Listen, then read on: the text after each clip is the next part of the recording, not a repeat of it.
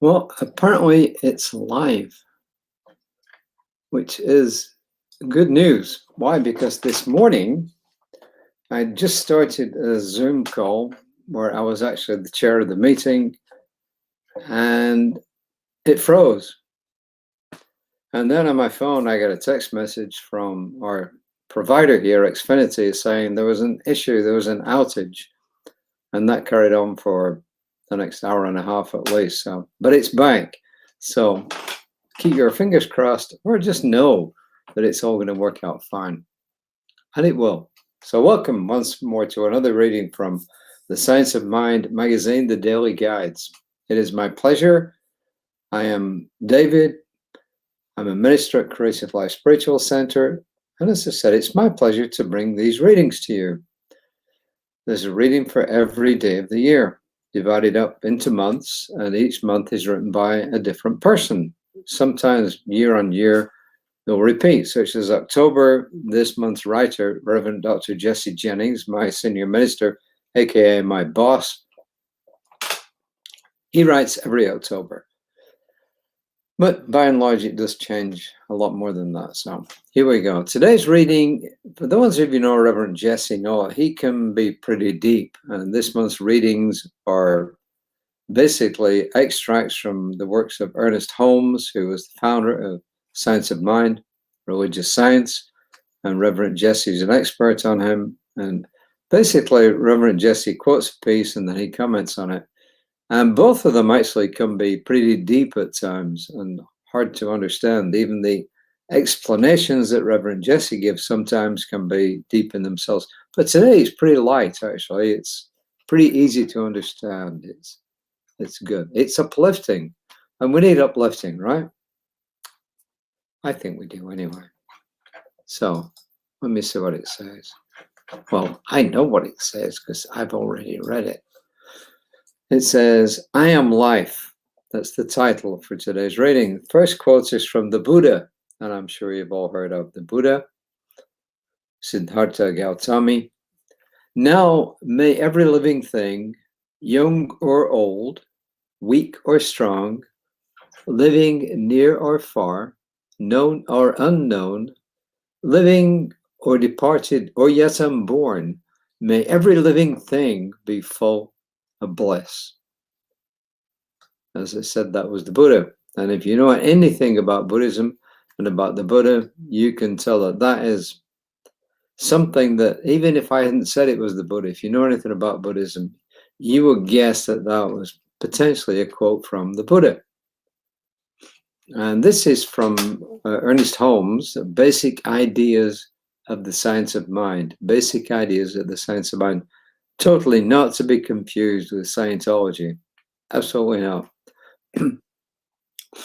Started way before Scientology, but not Scientology.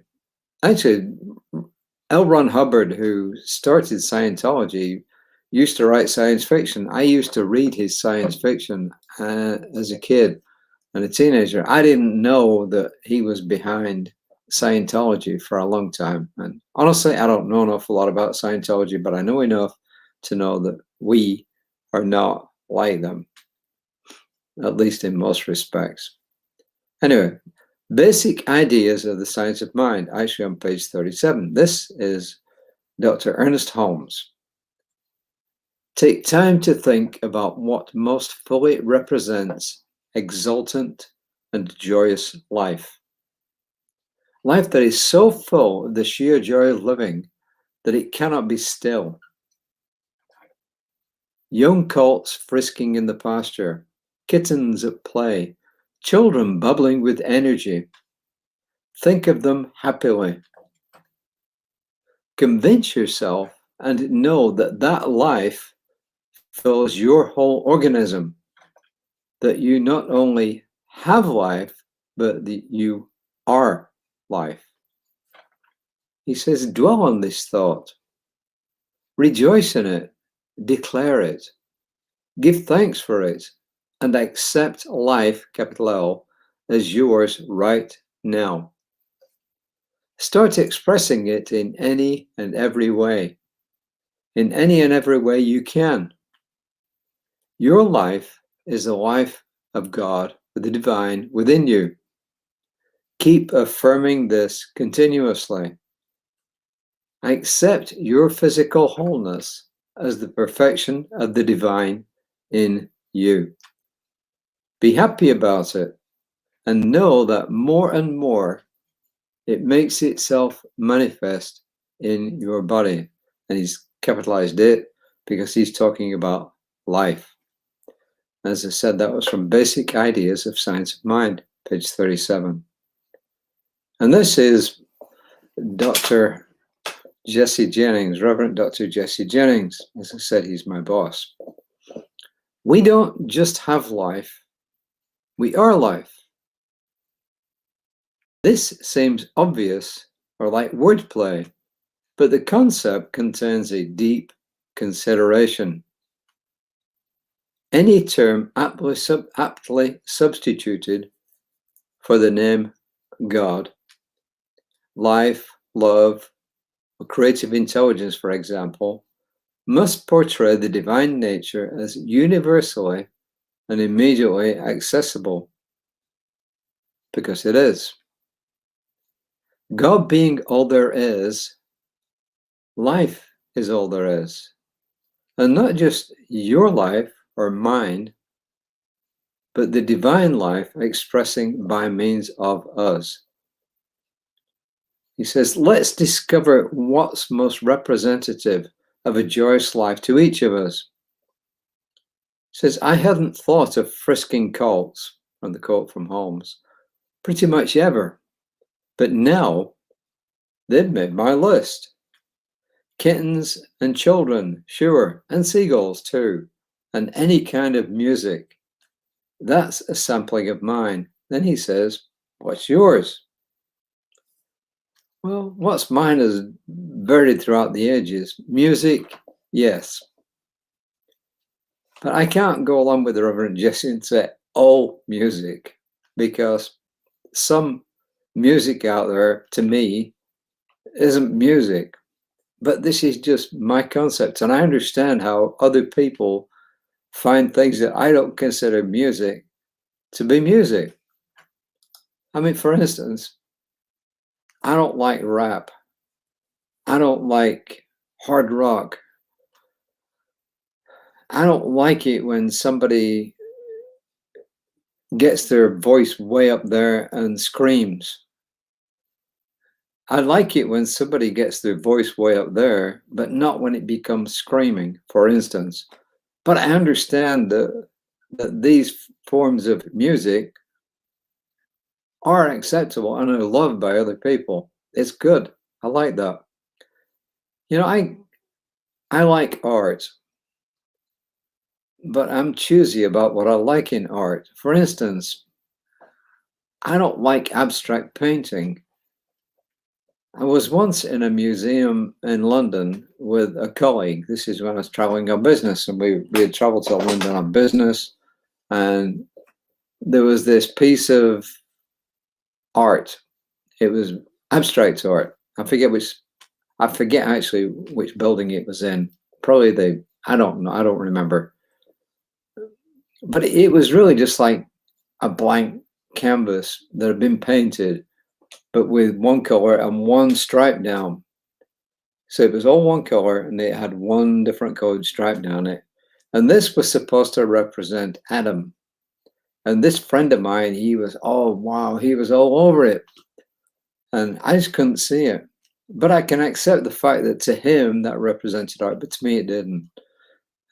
I never agree with Reverend Jesse. Kittens or puppies or any most newborn or small animals or beasts are really cute.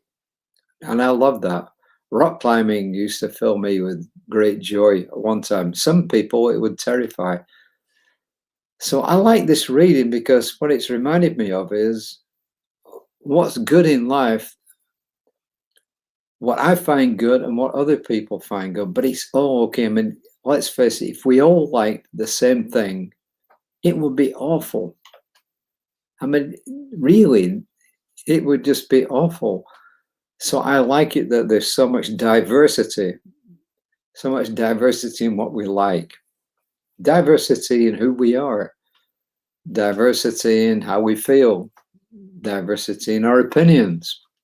Right now, there's a huge diversity of opinion, but I just wish people would respect each other when they're showing these diverse opinions. You know, I am diametrically opposed to some ideas of some politicians. And for the most part, I can accept that that's their view and it's okay. Some things I don't accept. For instance, when people are being horrendous to each other, no, to me, that's not acceptable. When they're calling Puerto Rico an island of garbage in the Atlantic, that's not acceptable to me either. And it probably isn't acceptable to most people, whether they're Republicans or Democrats. If they're, I don't think it is. You know, I think there are exceptions. There are, you know, what do you call it? Outliers. But for the most, I can accept that we've all got different views on how to run the economy. You know, on letting people in the country. I can understand it. I've got my own opinions on that, but I accept everybody else has got theirs. But the bottom line is, I think this reading today is an uplifting reading. It's telling us that life is good, that life can be joy, it can be joyful. Do we have our ups and downs? Absolutely. But I'll bet there's nobody who watches this, or nobody who you know that at some stage has not had some really joyous moments in their life, whatever's going on in their life right now. So anyway, I found it very uplifting. And I'm sure most people at Creative Life would. Why have I come on a little bit early today? Because we have a board meeting this evening and I'm supposed to remind some people of some things for that. So I love this reading. I think it's really good. I think it's the best reading for the whole month, to be honest. I'm sure a lot of other people totally disagree with me. Think, no, the other day was really good. But to me, this is good because it's made me feel good. I feel really good after reading this. And I know that my wife felt really good after she read it last night in bed, because she commented today, she said, oh, I now know that Reverend Jesse likes kittens and children and things. And it made her feel really good. So it's a good reading. The affirmation, this is a little bit deeper if you think about it. The mind that made a star is the same mind I use. This is a quote from Holmes. The mind that made a star is the same mind I use. There's one mind and it runs in through all things. And we have the privilege of using that one mind.